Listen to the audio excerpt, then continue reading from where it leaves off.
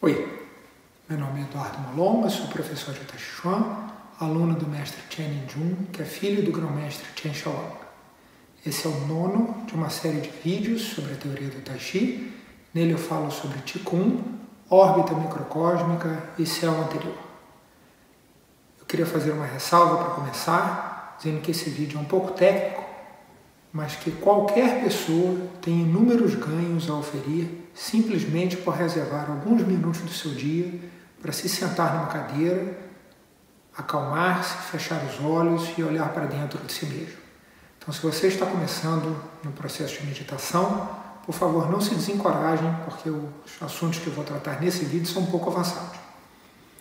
Bom, se você se lembra do meu vídeo sobre filosofia taoísta, eu menciono o capítulo 42 do Tao Te Ching, que diz o seguinte: o Tao dá origem ao Dan, ou seja, o Tao dá origem ao Um. O indescritível, o inominável, dá origem à sua potência criadora. O Um dá origem ao Dois, ou seja, o Dan dá origem ao Yin e o Yang. O Dois dá origem ao Três, quer dizer, a existência do Yin e do Yang dá origem ao Qi, que é a tensão entre eles. O Três, ou seja, o Yin, o Yang e o Qi, dão origem às 10.000 coisas, que é o mundo manifestado onde nós vivemos. O caminho da meditação é um caminho de retorno ao estado primordial de conexão com o Tao, com o Uno, ou seja, com o estado anterior ao estado do mundo manifestado, com o estado anterior à criação das 10.000 coisas. Na filosofia taoísta, esses dois estados, ou seja, o estado anterior à criação e o estado do mundo manifestado, são conhecidos como céu anterior e céu posterior.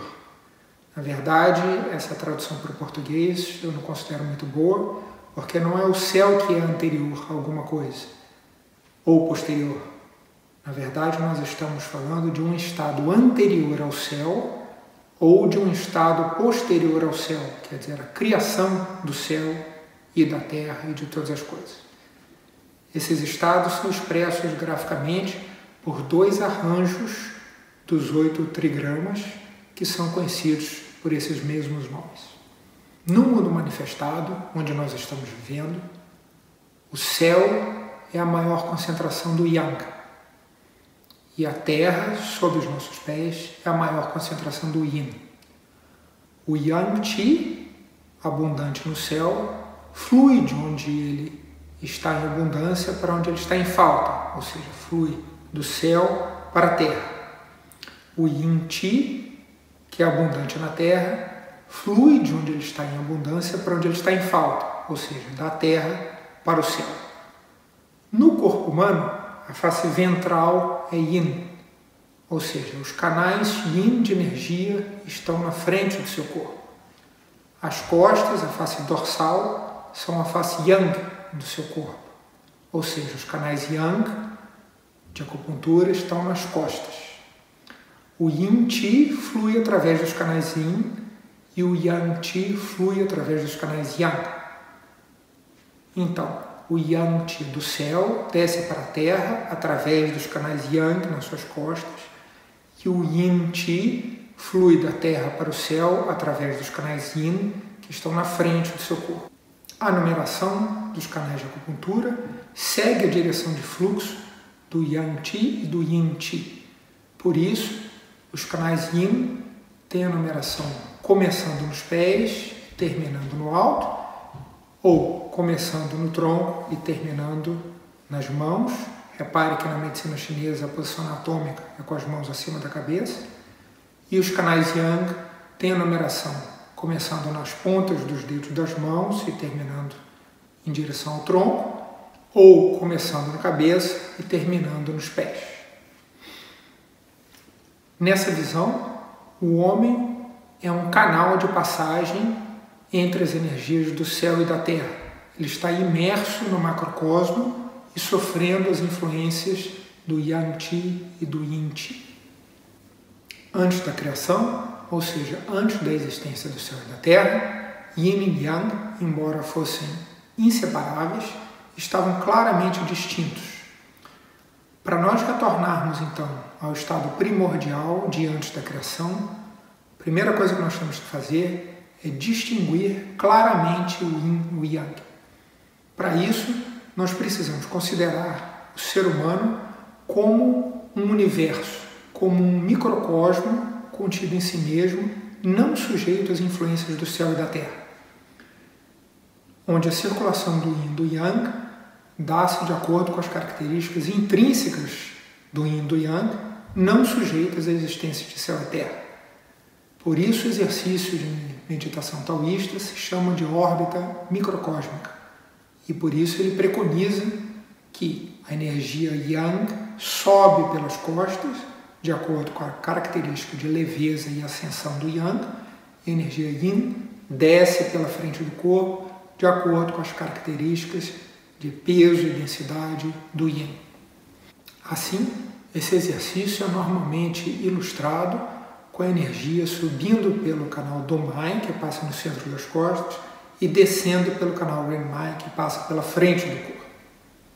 Chen Jun, na mesma entrevista que eu citei no vídeo sobre a formação do centro, foi também indagado sobre qual era a relação entre Tai Chi Chuan e Qigong.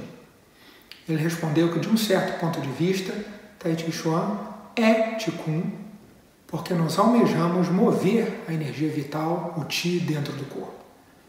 Veja que, tecnicamente, qualquer exercício que almeje mover a energia vital dentro do corpo pode ser chamado de Qigong, embora isso não queira dizer que ele se limite exclusivamente a ser um tipo de Qigong. É o caso do Tai Chi Chuan. Ele é mais do que Qigong, mas ele inclui as características do Qigong. Quando eu estive na casa do grão-mestre Chen Xiaowang, na Austrália, pela primeira vez em 2001, para treinar com meu Shifu, o mestre Chen Jun, eu já praticava a órbita microcósmica intensivamente há bastante tempo. Depois que eu obtive dele as primeiras correções posturais, o efeito do exercício e a intensidade dele foram multiplicados inúmeras vezes. Eu não pude deixar de perguntar para ele, então, por que isso havia acontecido, o que ele achava desse exercício e se eu deveria continuar praticando o exercício. O que ele me respondeu foi o seguinte: Eduardo, não se preocupe com isso. Isso acontece naturalmente dentro da forma. A chave para a compreensão da resposta dele está na palavra naturalmente. É exatamente o que o grão-mestre Chen Xiaowang diz quando ele fala que o primeiro princípio do Tai Chi Chuan é a naturalidade. Quando a maioria dos ocidentais entra pela primeira vez em contato com exercícios de Qigong, é apresentado o conceito da integração entre a mente e o corpo, em de que o Yi, a intenção, dirige o Qi. E a primeira providência que as pessoas costumam tomar é tentar fazer com que o Qi circule através da concentração. Isso é uma interpretação afobada do conceito de integração entre o corpo e a mente. Porque se a mente e o corpo estão realmente integrados, é ilógico supor que simplesmente por você se concentrar, você consegue impor a vontade da sua mente ao seu corpo. Uma integração real entre o corpo e a mente quer dizer que, para que a sua mente consiga direcionar o corpo para fazer o que você almeja, o corpo também tem que oferecer as condições para que ela possa fazer isso. Não é possível você fazer com que o seu corpo faça alguma coisa que ele não consegue fazer meramente porque você deseja ou porque você está se concentrando muito. Então, para que você consiga estabelecer a circulação de energia conforme a órbita microcósmica de uma forma real e concreta, é necessário que o seu corpo ofereça as condições físicas e concretas para que isso aconteça. Que condições são essas, então? Essas condições são exatamente as condições que eu falei no vídeo passado sobre o Wai San He. As condições são a abertura das articulações, ou seja, a abertura dos canais de energia do corpo. Para isso é necessário um treinamento longo de transformação do corpo. Na minha opinião, a melhor forma de obter essa transformação e de conseguir as condições necessárias para a órbita microcósmica é a prática do Jianzhuang, a prática da meditação em pé, porque ao se contrapor à gravidade e ao mesmo tempo tentar relaxar, você cria condições que são bastante iluminadoras sobre como o seu corpo está naquela hora, diferente de quando você está sentado e não tem que se opor à gravidade. Bom, o processo, como eu falei, é um processo longo de transformação, mas a boa notícia a respeito dele é que se você conseguir isso, você não vai precisar fazer a órbita microcósmica voluntariamente. Ela vai acontecer naturalmente no seu corpo, sem que você tenha que fazer alguma coisa durante o Jianzhuang, durante o Qianxikun e durante a forma, durante o Laojiao. É claro que você também vai poder fazer o exercício sentado se você desejar meditar. Mas aí você vai fazer o exercício real e concreto e não apenas uma direção mental. Eu acredito que é por causa da necessidade dessas condições físicas para que o seu corpo realmente consiga um resultado concreto que os mestres da família Chen costumam falar muito pouco sobre esse assunto. Eu acho que eles tentam evitar a criação de fantasias na cabeça dos alunos e tentam direcionar a energia e a atenção do aluno para a criação das condições para que ocorra realmente a circulação de energia da qual eles falam. Os exercícios de Qigong que eu pratico são exclusivamente o Jianzhuang e o desenrolar da seda, que são os exercícios incluídos no Tai Chi Chuan da família Chen. Mas eu acredito que o que eu acabei de falar sobre a necessidade de integração da mente e do corpo ser uma via de duas mãos, não ser uma imposição da vontade da mente sobre o corpo, mas sim o corpo tem que oferecer as condições para que a circulação aconteça. Acredito que isso seja verdade para qualquer exercício de Qigong. Não basta você se concentrar ou copiar alguns movimentos, é necessário que você tenha instrução precisa sobre como alinhar, como posicionar o corpo corretamente, como movê-lo da forma preconizada por aquele exercício, para que o seu corpo consiga circular energia no sentido em que os mestres que criaram esses exercícios queriam dizer.